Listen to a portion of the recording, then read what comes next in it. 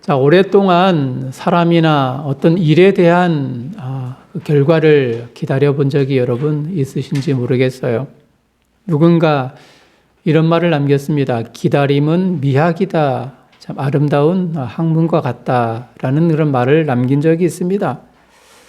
참 기다림은 기대치와 비례하는 모양이다. 시험 시간 종이 울리기를 기다린다는 것은 긴장의 고조이고 사랑하는 연인을 기다린다는 것은 행복의 고조이다.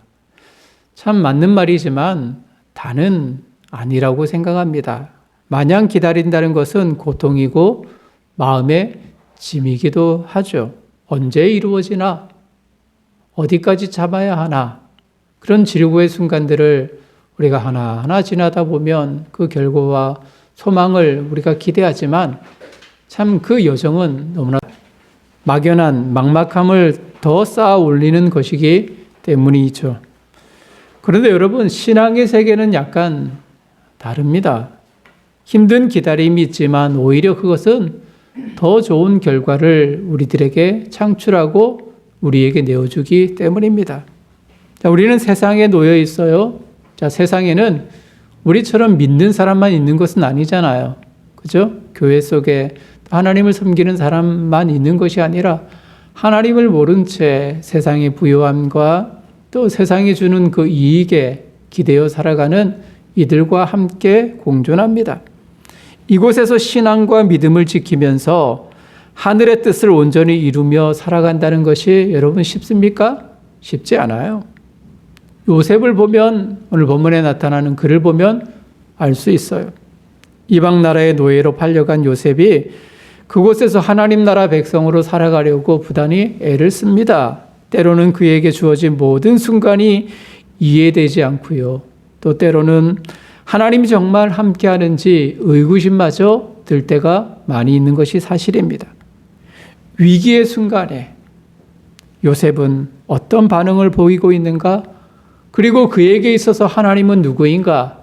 이를 보면서 내게 있어서, 우리에게 있어서 하나님은 어떤 분이신가를 함께 공유하면서 하나님을 향한 신실한 믿음을 지켜나가는 늘사랑의 모든 식구들 되시기를 주님의 이름으로 축복합니다.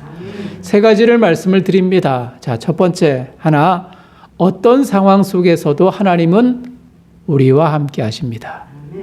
하나님은 언제나 우리와 함께 하십니다. 이 사실을 여러분 잊지 말아요. 성도의 마땅한 자세는 세상 끝날까지 하나님이 언제나 우리와 함께 하시고 하나님의 약속은 변하지 않는다는 것을 굳게 믿는 것입니다. 눈에 보이지 않을 수도 있습니다. 하나님의 동행하심이 또는 그리고 우리의 형통함이 멀리 있는 듯한 순간이 찾아올 수도 있습니다. 그러나 눈에 보이지 않을 뿐이지 주님은 항상 함께 하시고 우리의 길을 인도하십니다. 여러분, 요셉을 볼까요? 1절부터 6절까지의 내용을 살펴보면 참 오늘 본문에 나타나지 않지만 그 이전의 상황은 요셉의 삶이 이러해요. 요셉에게는 형제들이 있었거든요. 그뿐만 아니라 11명의 형제가 있었습니다. 그래서 12명의 형제가 있었고요. 아버지는 야곱입니다. 여러분, 시골에 가면 가을에 추수가 다 끝나면은 이제 남는 것이 볕단이잖아요. 볕단을 묶어서 이렇게 쌓아두지 않습니까? 그런데 요셉이 꿈을 꾸는데 한날에 이런 꿈을 꾸어요. 자기의 볕단이 딱 서 있고 11개의 볕단, 형들의 볕단이죠. 형들의 볕단이 자기에게 절하는 그 꿈을 꿉니다. 그리고 몇 날이 지나서 또 다른 꿈을 꾸는데 해와 달이 있고요. 그렇죠? 그리고 11별이 있는데 자기에게 해와 달, 11별이 절하는 꿈을 꿉니다. 여러분, 설명을 하지 않아도 이런 꿈이 어떤 꿈인지를 여러분 인지할 수 있지요. 형들이 나를 섬기는 꿈. 특별히 더 나아가서 아버지, 어머니도 나에게 절하고 섬기는 그런 꿈입니다. 이것을 혼자만의 그런 마음속에 다 담겨두면서 이 꿈이 이루어질 것을 소망하면 되는데 이 철없는 요셉은 형들에게 그것을 다 이야기하는 거예요. 그걸 게다가 이 아버지 야곱은 다른 형제들에 비해서 이 요셉을 무척이나 사랑했습니다. 채색 옷을 지어서 입혔고요. 다른 좋은 음식도 형제들은 다 배제한 채 요셉에게만 좋은 것들을 먹였거든요. 어때요? 형제들이 시기심이, 질투심이 있을까요? 없을까요? 불같이 일어나겠죠. 그죠? 그래서 아버지가 보지 않을 때 이 분노한 형들은 요셉을 애굽으로 장사하는 장사치에게 노예로 팔아버렸습니다. 당시 최고 권력의 핵심인 보디발의 노예가 되었단 말입니다. 하나님의 꿈을 간직한 요셉입니다. 그 꿈은 하나님이 요셉에게 주신 꿈인데 그 꿈을 간직한 요셉이 꿈이 이루어지지 않고 도리어 더 형편없는 나락으로 떨어지고 있는 거죠. 형들의 버림과 타국의 노예가 되어버린 신분이 되었습니다. 평생 잊지 못할 트라우마가 생긴 것이죠. 여러분, 당시 사회에서 애굽으로 그리고 외국으로 팔려간다는 것은 목숨을 장담하지 못하는 상황과 똑같습니다. 그의 장래는 철저하게 어둠 속에 갇혀 있습니다. 그의 꿈은 성취될 기대와 기미가 전혀 보이지 않습니다.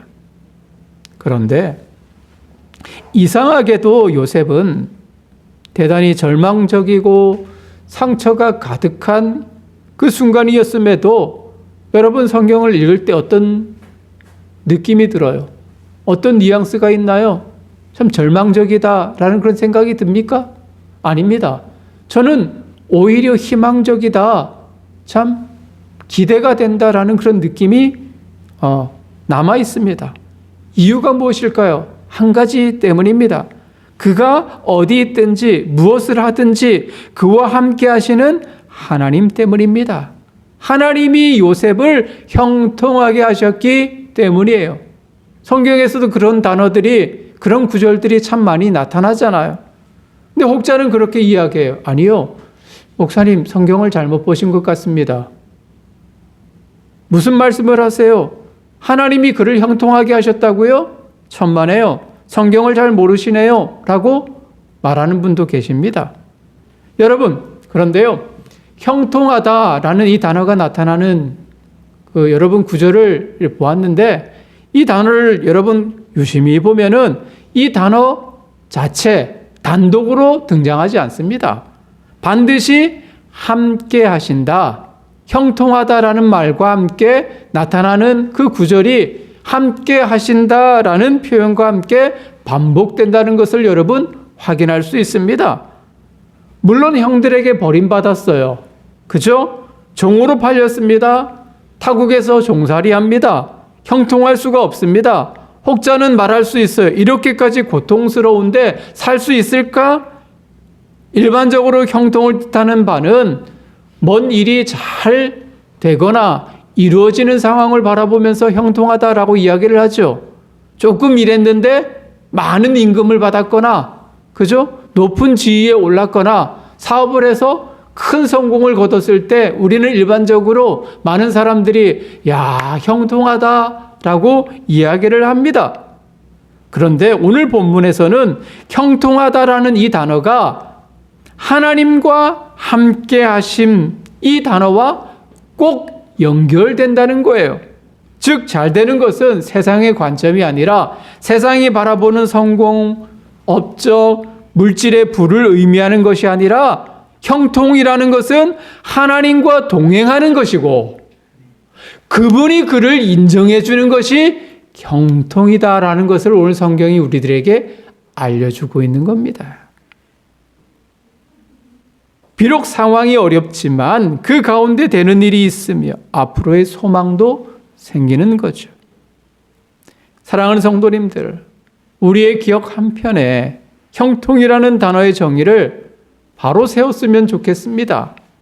최고의 자리에 오르고 승승장구하는 것이 형통이 아니라 오히려 하나님이 어디든 무엇을 하든지 함께 하시는 것, 나의 삶에 임재하는 그것이 내 생에 있어서 가장 최고의 형통이다라는 것을 여러분 잊지 말아요. 지금 내가 당하는 고난과 눈물이 앞으로 하나님 나라를 위해 준비되는 과정은 아닌지 여러분 묵상하고 생각해야 합니다.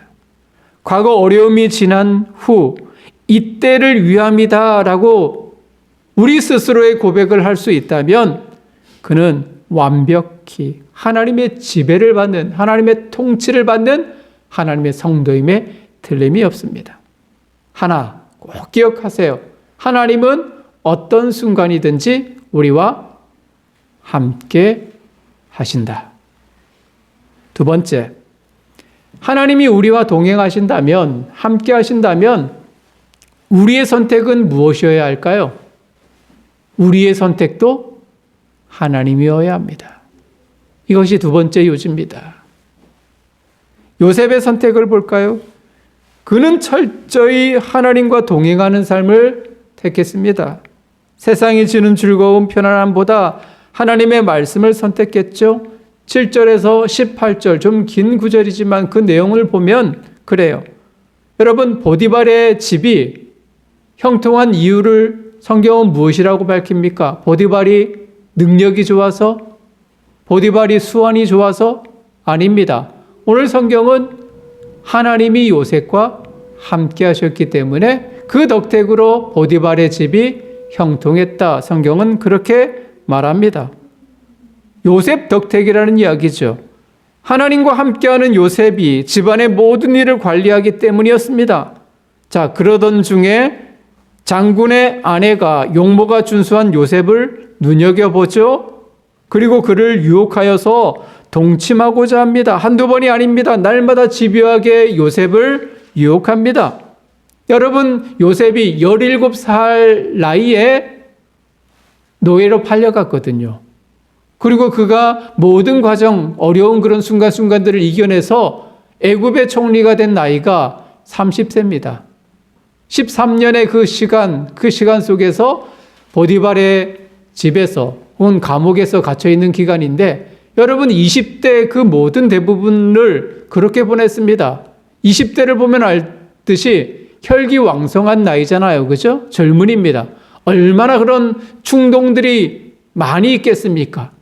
그리고 게다가 큰 힘을 가진 여주인입니다. 견디기 힘들었을 거예요. 한 날도 아니고 매일같이 요셉을 유혹하는 그 모습을 볼 때에 그러나 요셉은 하나님 앞에서 큰 악을 행할 수 없다라고 그렇게 굳건히 말했습니다. 흔들리지 않았습니다. 결국 하나님과 동행하는 삶을 선택했어요. 어느 날 피할 수 없는 상황이 되자 자기의 그런 모든 옷을 벗어 던지면서까지 유혹과 위험의 장소를 벗어나야만 했습니다. 그러나 불행하게도 거절당한 여주인의 분노는 그치지 않았죠. 거절감의 분노가 치밀어 오르는 순간 수치감과 그 모든 것이 범벅이 되어 요셉을 증오하기 시작합니다. 그를 멸망시키고자 집안의 사람들 앞에서, 남편 앞에서 요셉을 모함하기 시작하죠. 요셉이 자신을 희롱하려고 했다. 요셉이 나를 겁탈하려고 했다라고 그렇게 말합니다. 하나님의 말씀을 잘 지키기 위해서 의를 선택한 요셉은 또 이렇게 모함을 받고 큰 고난과 고난의 자리로 내려갑니다. 아무리 항변한다 해도 무죄를 이야기해도 세상은 그의 목소리에 전혀 귀를 기울이지 않습니다. 우리는 세상에서만 성공하려고 합니다. 그죠? 하나님 나라는 죽어서만 가는 그곳이라고 생각합니다. 그래서 이 땅에서 우리의 마음대로, 우리의 뜻대로, 우리의 욕심을 채우려고 살아가는 것은 전혀 잘못한 것이 아니다. 어차피 내가 예수 믿기에 죽어서 가는 천국이니까 이렇게 말하면서 신앙생활하는 분들도 참 많습니다. 하나님과 함께하기보다는 세상을 더 우선시 여기는 분들이 참으로 많아요. 하나님 나라 백성인 우리는 그렇게 하나님과 동행하는 그런 약속 저버리고 납니다. 우리는 요셉을 보았어요. 어때요? 그의 선택은 세상이 아니었어요. 그의 선택은 하나님이었단 말이에요. 아무도 보지 않는 자리에서 코람데오, 이 말은 하나님 앞에서라는 뜻이거든요. 하나님 앞에서 살려고 그렇게 발버둥치면서 자신이 해를 당한다 할지라도, 자신이 더 큰 악의 구덩텅이로 빠진다 할지라도 하나님 앞에서 악을 범하지 않고 거룩하게 살아가려고 하나님을 선택하는 하나님의 백성이 요셉이었단 말입니다. 여주인의 유혹에 그는 결단하며 행동하려 할 때 얼마나 어려웠을까요? 여러분, 우리 삶을 돌아봅시다. 유사한 상황들은 없을까요?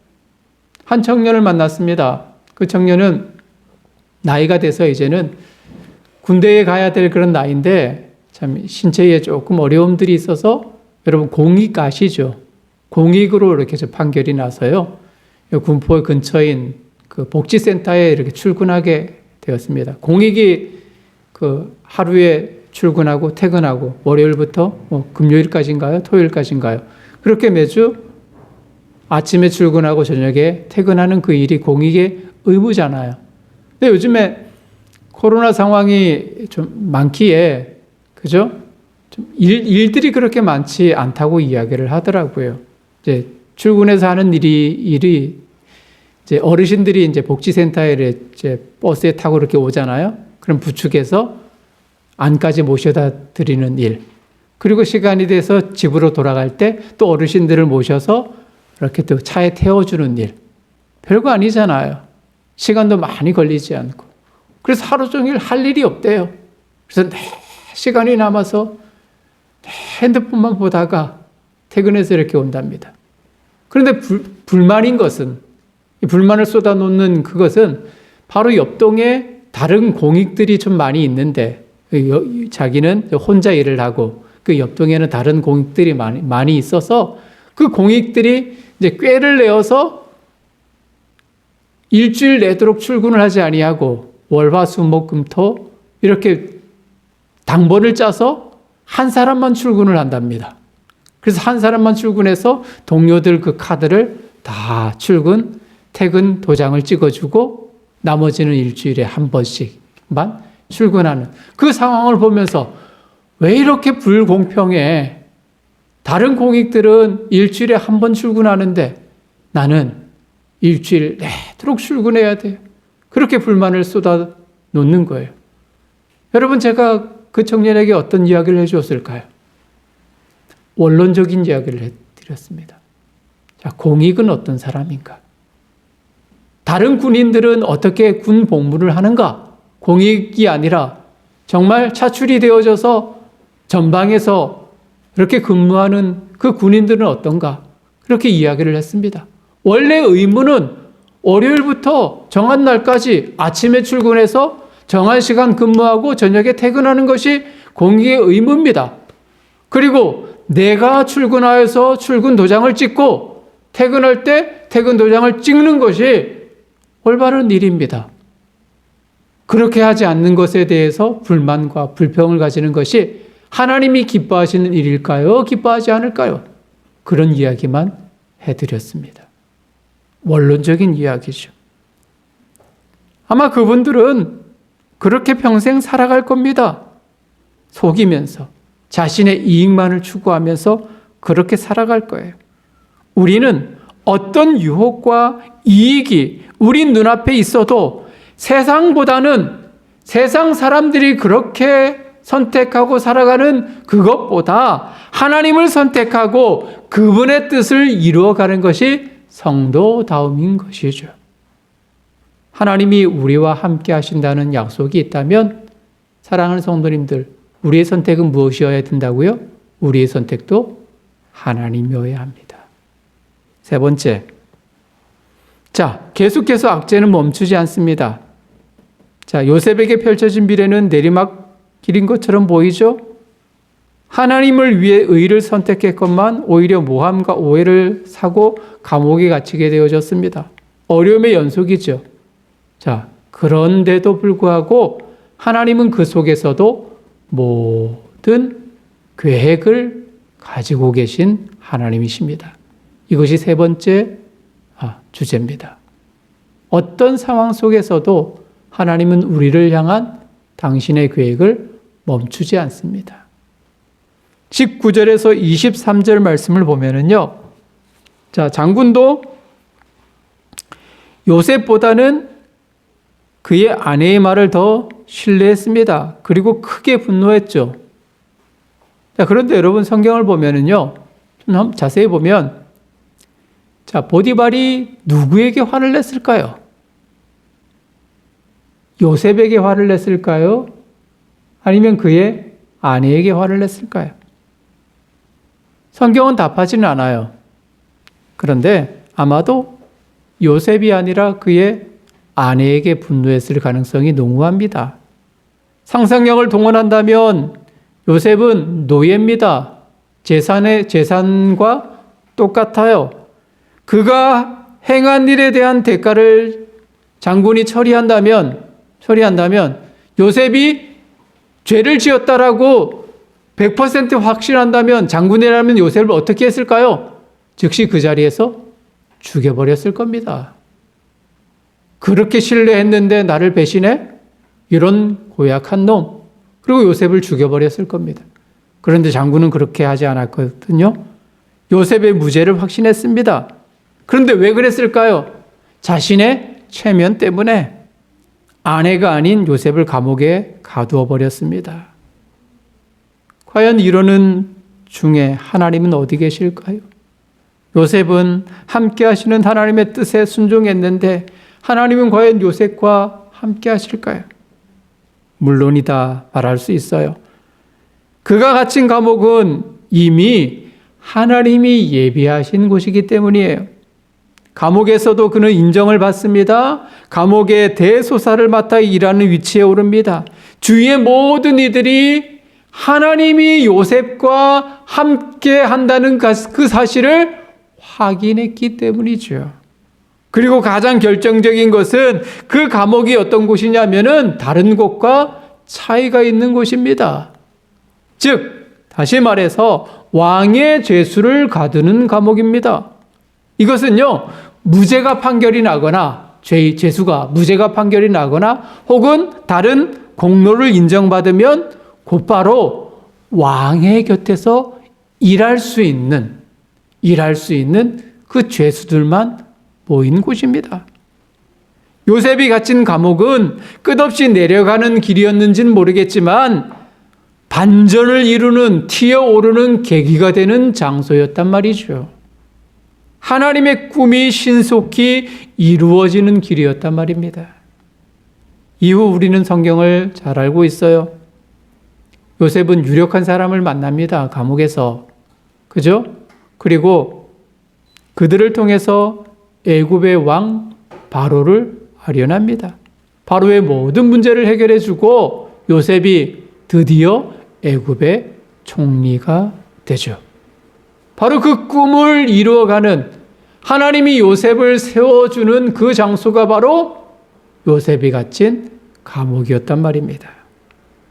이처럼 하나님은 사람이 이해하기 힘든 가운데서도 하나님 나라의 백성과 성도와 함께 하시고 그 길을 인도하십니다. 흔히들 하나님이 함께 하시면 인생의 어려움이나 실패가 없을 것이다 라고 그렇게 말하곤 합니다.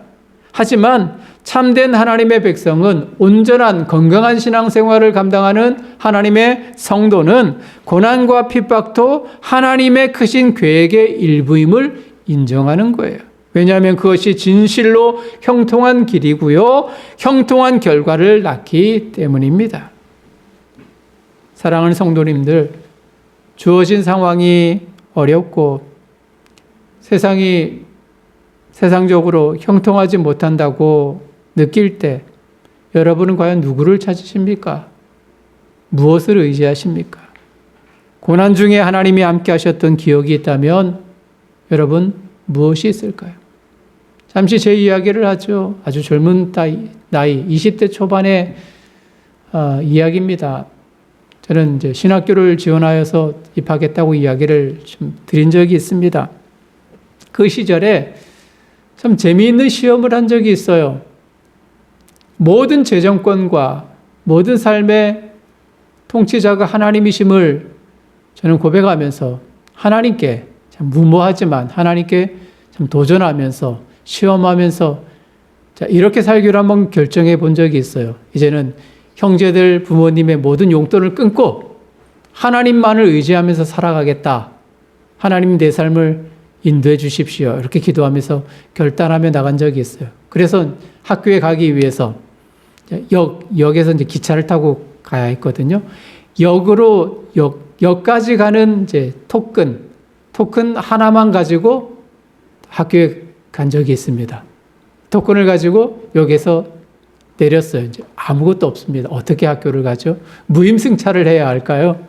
근데 서성이는데 한 할머니가 저에게 다가와요. 좀 앞이 잘 침침하고 좀 보이지 않아서 좀 티켓, 표를 대신 좀 끊어줄 수 있겠느냐라고 말씀을 주셔요.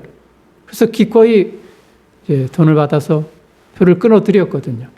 근데 청년 어디까지 가느냐고, 어디까지 간다 그러시니까 고마워서 그런데 청년의 티켓도 끊어주겠다. 이렇게 이야기를 하셔요. 그 티켓을 이제 끊고는 같이 동승하여서 열차에 탑승하여서 이제 가면서 이런저런 이야기를 나눴습니다. 그런 이야기를 나누던 중 이제 그분이 모교회 권사님이셨고 자기 아들도 신학생이었고 이제는 군복으로 입대하여서 복무 중이다. 그런 이야기를 나누십니다. 권사님 저도 신학생입니다. 그렇게 이야기를 하니까 무척이나 기뻐하셔요. 그리고 내리시면서 용돈까지 지어주신 겁니다. 자, 그것 가지고 학교에서 이제 한 주간 생활합니다. 이제 문제는 학교에서 이제 또 집으로 돌아오는 그것이 이제 관건이잖아요. 집으로 가려고 하는데 차비가 있어야죠. 없잖아요. 어떻게 집으로 돌아갑니까? 그냥 걸어갈 수도 없고요. 한 2시간 반 걸리는 그 거리를. 자취방에 보니까 그동안에 한 100원, 200원 이제 모았던 돼지저금통이 보이는 거예요. 그래서 돼지저금통을 따서 당시에 2,500원 정도 이제 차비가 필요했었거든요. 당시 꽤 오래전 이야기니까. 2,500원을 손에 딱 쥐고 이제 집으로 가기 위해서 내려오는데 같이 공부를 했던 이제 저보다 연배인 형이 저를 불러 세웁니다. 세워서 하시는 이야기가 내가 지금 급하게 쓸 큰 돈이 필요한데 혹시 내게 그 돈이 있으면 나에게 좀 달라. 근데 그런 여유가 없으면 나에게 지금 있는 돈이 아무런 의미가 없다고. 저는 없다고 이야기를 하니까 호주머니에서 돈을 다 꺼내서 저에게 2,500원을 딱 지어주는 거예요. 차비 2,500원을. 여러분 그 돈을 가지고 받고 내려오면서 제가 어땠을까요? 제 심정이 많이 울었습니다. 하나님을 신뢰하고 하나님을 테스트하고 인간이 하나님을 테스트한다? 그러면서 왔던 과정들, 신학교에 입학했던 그런 과정들을 다 떠올리고 보니까 집으로 오는 그 순간 2,500원 마저도 같이 수업 공부하고 또 같이 신학을 논했던 그 사람을 통해서 하나님이 미리 준비하셨는데 그것을 의지하지 못하고 하나님을 의지하지 못하고 돼지 저금통을 의지했던 그 미련했던 그 순간이 딱 주마등처럼 스쳐 지나가는 겁니다. 많이 울었습니다. 많이 회개했습니다. 사랑하는 성도님들, 하나님은 모든 것을 예비하시고 준비하시는 우리의 전부입니다. 오늘 본문을 통해서 비록 감옥이지만 그 감옥이 요셉을 형통하게 만드시는 하나님의 처소였다고요. 우리는 아브라함을 기억하잖아요. 지난 이야기지만 여호와 이레 하나님이 준비하신다 말씀을 통해서 하나님이 예비하시는 모든 과정들을 우리는 성경을 통해서 확인할 수 있습니다. 우리 삶을 통해서도 확인할 수 있는 거예요. 말씀을 마무리하죠. 3가지를 여러분들에게 말씀을 드렸어요. 첫 번째, 하나님은 어려움에 부딪힌 하나님의 백성과 어떻게 하신다고요? 함께 하십니다. 언제나 우리와 함께 하십니다. 두 번째, 우리와 함께 하시는 하나님, 그 하나님을 향한 우리의 선택은 무엇이어야 된다고요? 하나님이어야 합니다. 그리고 마지막, 어떤 상황 속에서도 하나님은 우리의 모든 길을 예비하시고 준비하시고 책임져 주시는 하나님이시다. 이 사실을 기억하시길 바랍니다. 그리고 하나님과 함께 우리의 모든 인생의 여정 속에서도 우리를 위해서 일하시는 그 하나님과 함께 늘 걸어가고 승리할 수 있는 늘사랑의 모든 식구들 되시기를 주님의 이름으로 축복합니다.